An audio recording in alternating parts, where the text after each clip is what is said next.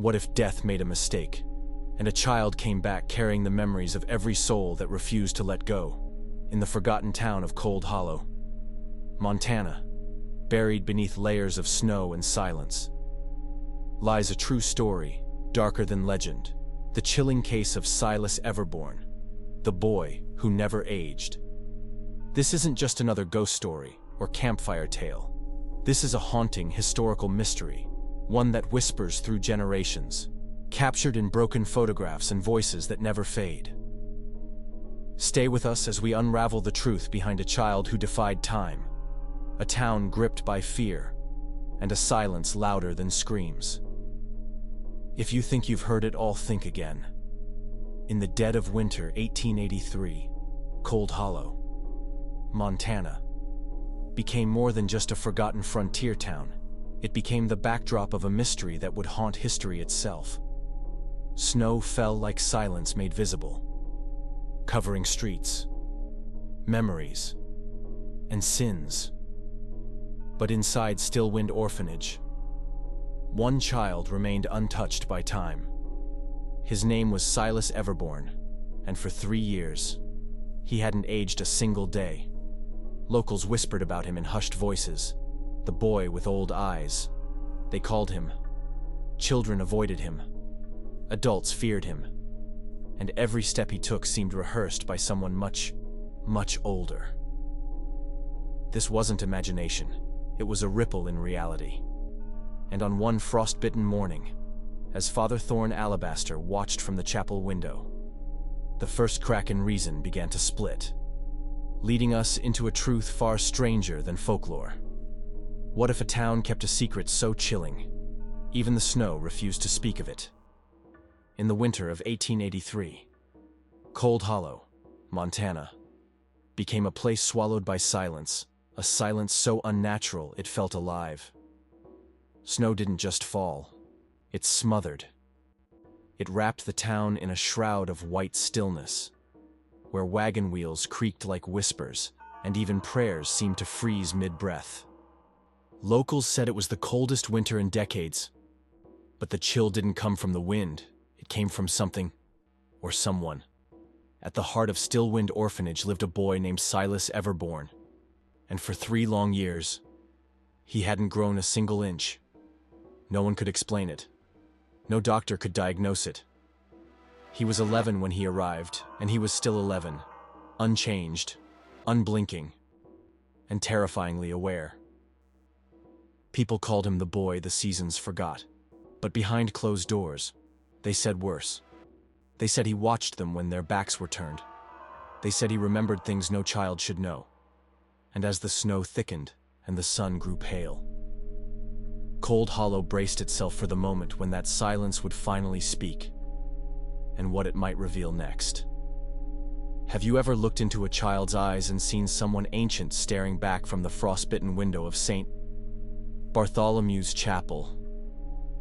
Father Thorn Alabaster stood motionless, watching Silas Everborne cross the courtyard like a shadow that had remembered how to walk. The boy's steps were precise, slow, too careful for someone his age, as if each footfall had been rehearsed 100 lifetimes ago. But it wasn't how Silas moved that disturbed the priest. It was how he looked. His face, still round with youth, betrayed nothing. But his eyes were wrong. They didn't flicker or wander like a curious child's. They locked onto things, studied them, unraveled them. There was depth there, but not the kind earned through play or pain. These were eyes that had seen war, death, betrayal, and time unravel itself, and somehow carried it all in silence. Even from a distance, those eyes could stop a grown man cold. Father Alabaster, a man of scripture and storms, felt something ancient staring back at him through that child's face. And deep in his soul, he whispered a truth he didn't want to admit. That boy is not alone in there. But if not, then who? Or what was watching with him? What if a child could make the room colder just by sitting in it? Inside Stillwind Orphanage, the warmth of the fire rarely reached the far corners of the common room. But that night, even the hearth felt afraid. Mrs.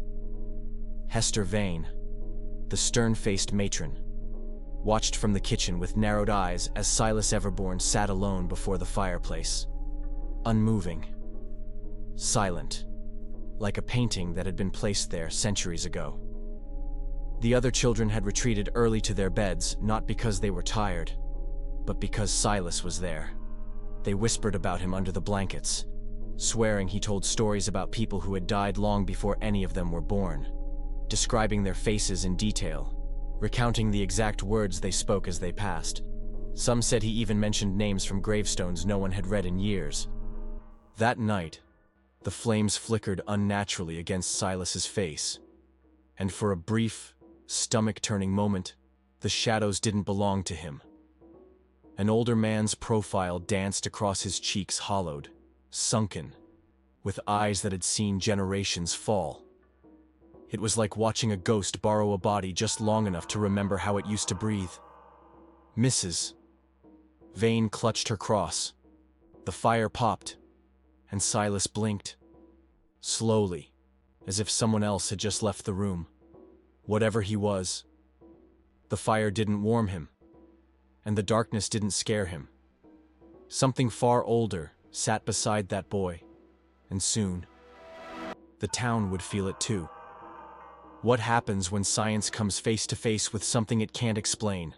3 nights after the fire cast that haunted silhouette, Cold Hollow received an unexpected visitor, Dr. Ezra Mallory, the same man who had delivered Silas Everborne into the world 11 years ago. But what he was about to encounter wouldn't be a boy, it would be a riddle carved in flesh, blood, and impossible memory. And as he crossed the orphanage threshold, the line between medicine and the supernatural began to blur, leading us into a confrontation that would shake his beliefs to the bone. What if the patient you were called to examine wasn't sick but simply didn't belong to this world? On the 3rd night after the firelight revealed something no child should carry. Dr. Ezra Mallory arrived at Stillwind Orphanage with a leather bag, a logical mind, and no idea what he was walking into. The telegram had been vague, urgent, no medical details. Signed by Father Thorn Alabaster, a man not known for hysteria. As Mallory stepped through the frost-bitten door, he felt it instantly. The air was heavy, not just with cold, but with something watching. "Where is the patient?" he asked. Father Alabaster hesitated before replying. "He's not sick. Not in any way you'd recognize." That sentence alone sent a ripple through Mallory's spine. "Then why call me?" he asked. The priest's eyes darkened. "Because I need someone who trusts reason, to witness something that defies it." Mallory expected fever, maybe trauma. What he found instead was a boy sitting silently in the common room. His hands folded neatly, as if waiting for judgment. It wasn't a patient. It was a presence, one that seemed to remember Mallory far too well. And as their eyes locked, the doctor knew he wasn't here to heal. He was here to face something he couldn't diagnose. How does a child remember the moment he was born? And the guilt buried in a doctor's heart? When Dr. Ezra Mallory stepped into the firelit room, he expected the blank stare of a troubled orphan. Instead, he was met with something deliberate, something knowing. Silas Everborne looked up, his voice calm, unnervingly precise. "Good evening, Dr. Mallory. I've been expecting you." The doctor froze. There was no hesitation, no confusion, just certainty. "You delivered me on March 3rd, 1872. Silas continued. "During the worst blizzard Cold Hollow had seen in 20 years. My mother, Miriam Everborne, died 3 hours later. Massive blood loss." "You blamed yourself." Mallory's breath hitched. No one knew those details. Not the time. not the name. Not the look on his face when he realized she was gone. You still see her, Silas added gently. In dreams. You wonder if you could have saved her if you'd moved faster. But the truth is, she never had a chance. Mallory's knees nearly buckled. This wasn't memory. It was recollection from the inside out. How could you possibly? Because I was there, Silas whispered. Not just born, but watching, remembering, all of it. Reality fractured a little more in that moment. And the doctor realized he hadn't come to examine Silas. Silas had been waiting to examine him. What if death made a mistake and something came back that never should have? As Dr. Ezra Mallory stood frozen, trying to reconcile logic with what he had just heard. Silas Everborne leaned forward slightly, the fire casting strange shadows across his unmoving face.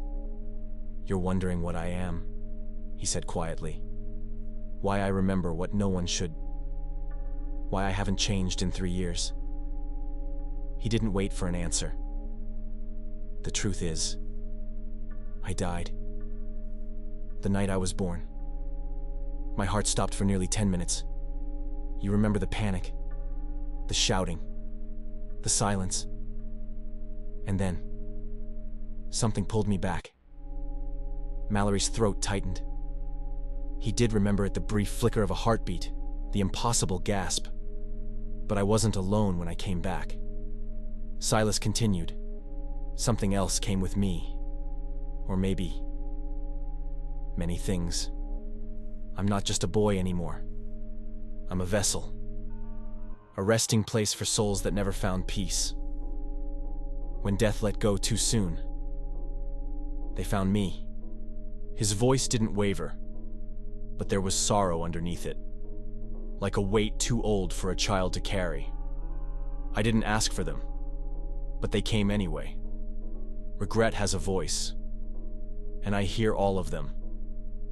For a moment, Mallory felt surrounded, as if the walls themselves were listening. And in that quiet, one terrifying truth echoed louder than any scream. Silas Everborne wasn't alive in the way other children were. He was inhabited. What happens when someone tries to capture the unexplainable and ends up capturing something else entirely? Just days after Dr.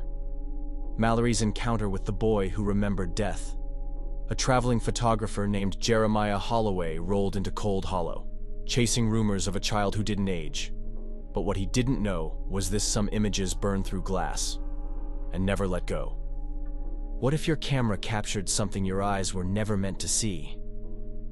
When Jeremiah Holloway arrived in Cold Hollow with his wagon full of cameras, chemical trays, and carefully polished lenses, he was chasing a headline: The Boy Who Never Grew. Known across the frontier for immortalizing outlaws, widows, and legends in silver nitrate, Holloway believed no subject was too strange to photograph until now. Locals warned him. Mayor Tillman mumbled something about others who had tried. Father Alabaster said, "Some things don't belong in frames," but Holloway laughed them off. Arrogance wrapped in charm. "A good portrait tells the truth," he said. "And I always get the truth." But this wasn't truth. It was something older, darker, hungrier. When he entered the orphanage parlor, Silas was already waiting, seated like a king whose kingdom had collapsed centuries ago. And the moment Holloway met his eyes, he knew something wasn't right. Not with the room, not with the boy, not with himself. But the shutter had already been cocked, the plate loaded, and the lens aimed. And what that lens was about to reveal would break everything he thought he understood about the world. What if a single photograph held more than one soul and refused to stay silent? As Jeremiah Holloway ducked beneath the black velvet cloth and peered through the ground glass of his camera, he expected to see the sharp, childlike features of Silas Everborne. But what stared back at him wasn't a child. It was a withered old man with sunken eyes, wild white hair, and lips moving silently, mouthing something Holloway could almost hear. He blinked, startled, looked again, and Silas appeared normal. Still. Cold. Empty. Trying to calm his nerves, he exposed the glass plate and hurried to develop it in his portable darkroom. But as the image began to emerge from the chemicals under the soft red glow of his lantern, Holloway's hands started to shake uncontrollably. Silas sat in the center of the frame, but he wasn't alone. Surrounding him were dozens of translucent figures, blurred and flickering, men and women from other centuries, children dressed in clothing no longer worn, all frozen mid-movement, as if caught trying to speak. In the background, a battlefield burned. Ghostly soldiers collapsed in frozen agony. And at the edge of the frame, one figure turned directly toward Holloway. It was himself, staring, screaming, but with no mouth. This wasn't a portrait. It was a portal, and it should never have existed. What if the truth was so heavy? Even glass couldn't hold it. Moments after Jeremiah Holloway stared into the impossible photograph, into the battlefield of souls, and the reflection of himself screaming without sound, a sharp, unnatural crack split the silence. The plate shattered clean down the center, the image dissolving into a spiderweb of blackened silver and lightless void. Only two glowing eyes remained small, perfect, burning with quiet fire at the center of the ruin. Holloway stumbled backward, gasping for air that felt suddenly too thin, as if the room itself had recoiled from what he'd seen. Silas appeared at the doorway, utterly calm, as if he'd been waiting for the moment the truth broke free. "Some truths," he said softly, "are too heavy for glass to hold." His voice didn't accuse. It mourned. Holloway didn't wait for another word.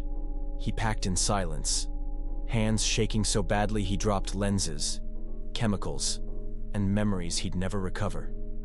By nightfall, his wagon rattled out of Cold Hollow under a moonless sky. He would never speak of the boy again, never show another photograph, never take another. And yet sometimes, when he closed his eyes, he swore he could hear the shutter still clicking.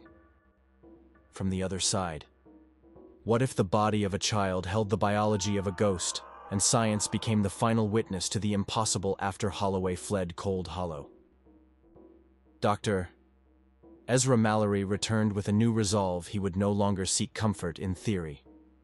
He would confront the truth with cold instruments and clinical logic. But what he was about to uncover inside Silas Everborne's body would shatter everything he thought was real. What if a stethoscope heard echoes from the other side, determined to find a rational explanation? Dr. Ezra Mallory returned to Stillwind Orphanage with his full medical kit: blood vials, reflex hammers, scalpels, calipers.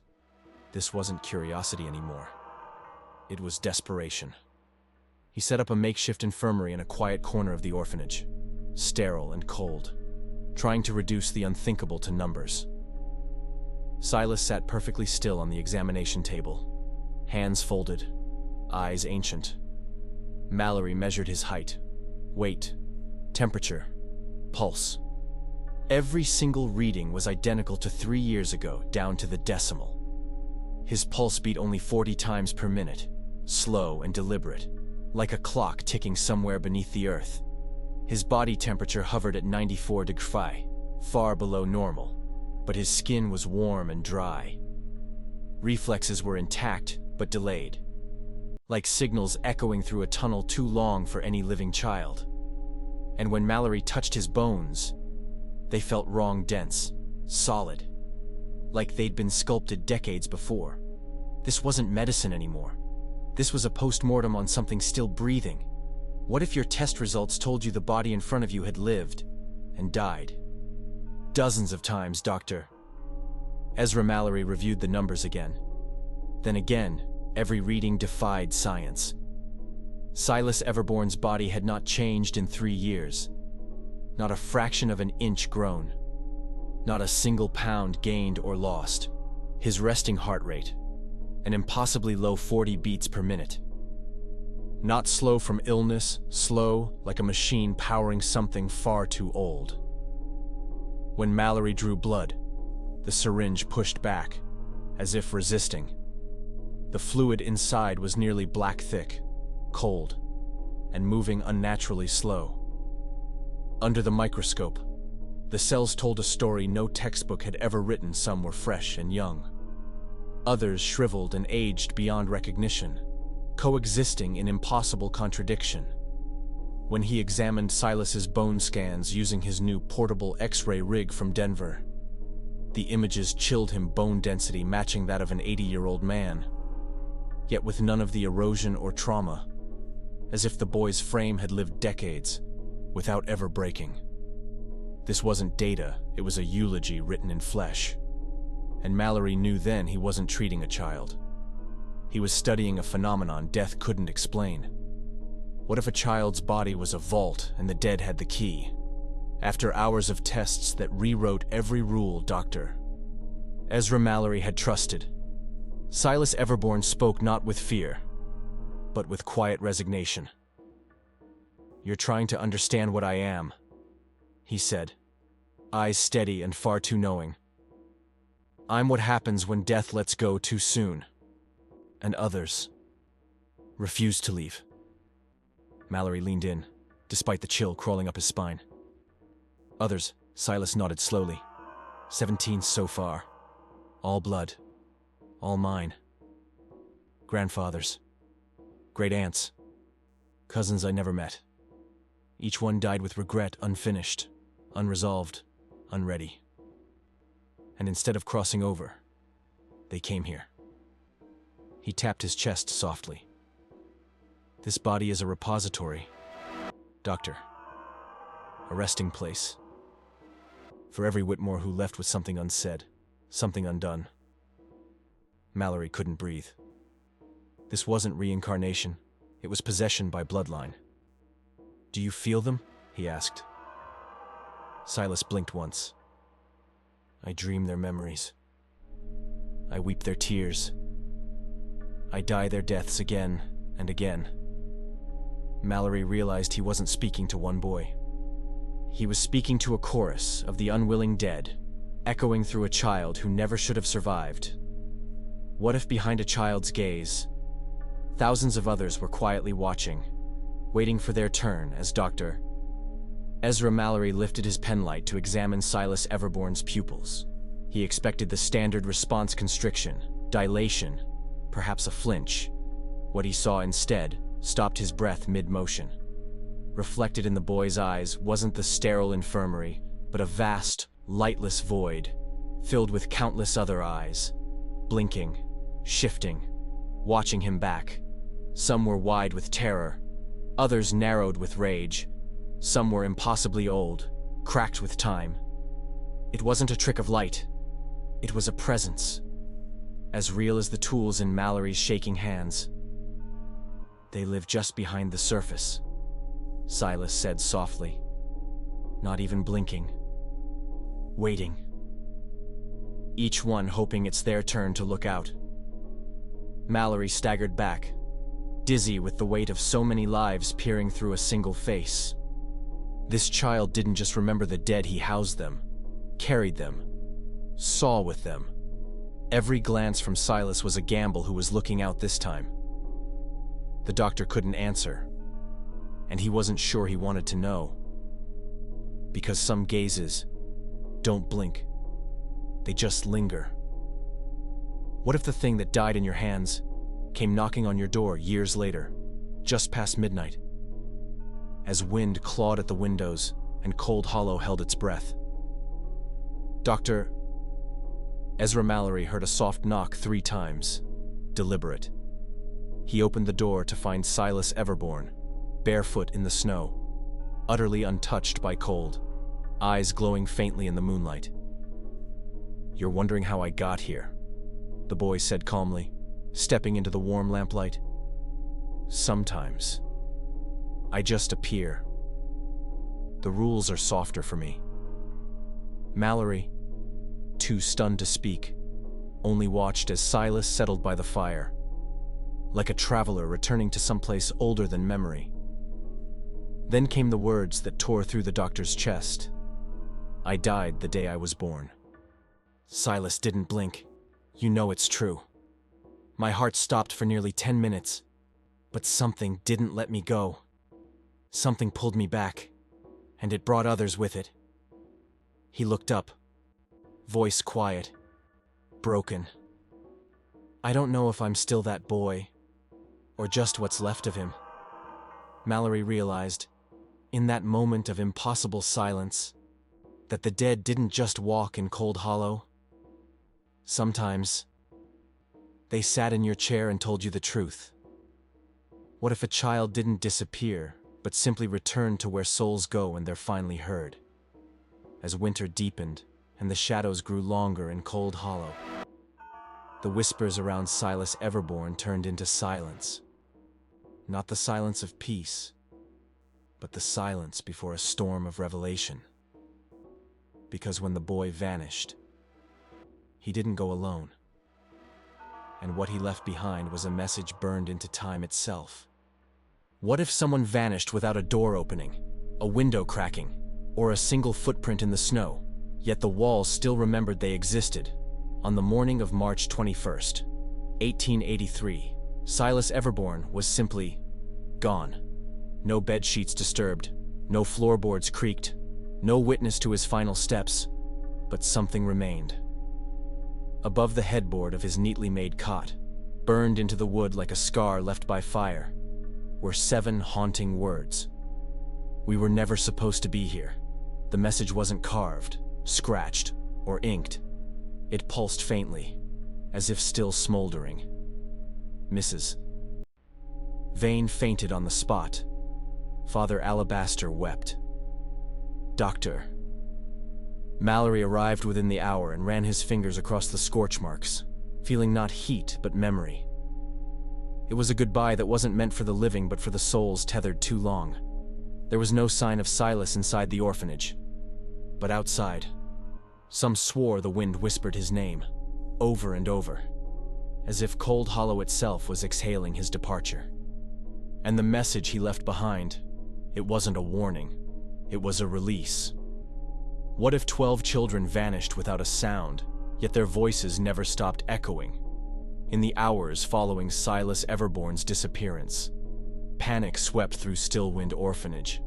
Caretakers searched every bed, every attic crawl space, every locked door.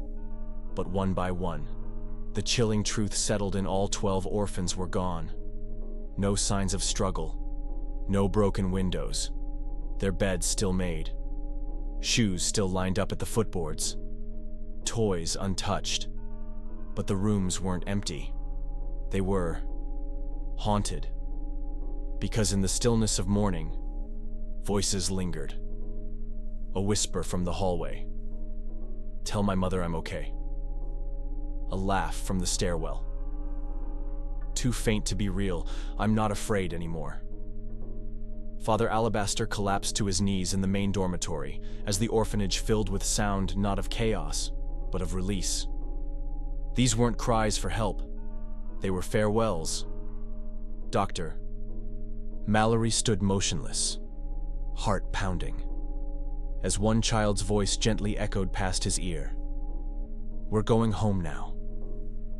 The children had left no footprints, but their presence refused to fade, as if the orphanage had been a waiting room for souls that never truly belonged to this world. What if the silence broke not with screams, but with unfinished goodbyes whispered by the dead, as dusk fell over Cold Hollow? The air inside Stillwind Orphanage thickened, not with smoke or cold monte, but with presence. From the walls, the floors, the very rafters above, voices began to gather, hundreds of them, overlapping like wind through dead leaves. Some spoke clearly. Tell her I forgave her. The golds beneath the second oak. He was innocent. I lied. Others wept, laughed, or sang lullabies no living child had ever learned. These weren't ghosts in chains or shadows in corners. These were souls with messages, words they never had the chance to say when breath still filled their lungs.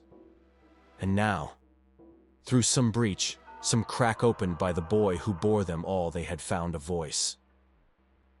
Townspeople gathered outside the orphanage, frozen in place as they heard their ancestors, lost siblings, forgotten lovers, all speaking at once. It wasn't chaos, it was catharsis. Cold Hollow had become a confession box for the dead, and their final words were not haunting. They were human. What if the boy who never aged was never meant to stay but chose to remain so others could finally leave? As the voices faded one by one into the cold Montana twilight, replaced by a silence so deep it seemed sacred, one final whisper cut through it all. It wasn't loud. It didn't echo. But it was unmistakably Silas. "I wasn't supposed to be here either," he said, his voice calm, almost peaceful. "But I stayed, so they could find their way home." There was no flash of light, no burst of fire, only a warmth that passed through the orphanage like a memory exhaled. The words weren't recorded, but those who heard them, Father Alabaster, Dr. Mallory, even the townsfolk on the outskirts felt something shift, something end. It wasn't just a farewell from Silas Everborne, it was the closing of a door that had stayed open far too long. And for the first time since the boy arrived, Cold Hollow felt lighter. Not safe, not whole, but released. Because his final gift was letting them go. What if some echoes never fade because they were never just sound, but memory etched into the bones of a town's Stillwind orphanage was shuttered within the week. No one dared sleep inside. The walls had seen too much. The air itself seemed to remember. Locals boarded the windows, locked the doors, and tried to forget. But Cold Hollow would never forget. On windless nights, long after snow swallowed the last footprints, townsfolk still claimed to hear the soft, unmistakable laughter of children drifting down from the hill where the orphanage once stood. Not eerie, not menacing, just present. As if joy, once buried under centuries of silence, had finally exhaled. And some swore that if you stood outside the gates long enough, you'd hear it clear, calm, and devastating. There are silences louder than screams. It wasn't a threat. It was a truth. A reminder that some souls wait only to be heard. And once they are, the world changes. Cold Hollow never spoke of Silas Everborne again. But the town listened because silence, once broken by the dead, never really ends. So if you've ever felt the weight of something unfinished, words unsaid, grief unspoken, memories that won't let go, maybe now you understand why stories like Silas Everborne's haunt us. Not because of the supernatural, but because deep down, we all carry echoes of things we never got to finish. And maybe, just maybe, the silence we fear most is our own. If this story gave you chills or made you think twice about what lingers after goodbye, don't scroll past, leave a comment below with your thoughts, your theories, or even a personal echo you've carried. Tap the like button to keep stories like this alive. Hit save so you can return to this when silence gets loud, and subscribe for more true tales that reach beyond the veil. Because sometimes, listening is all it takes to set a soul free.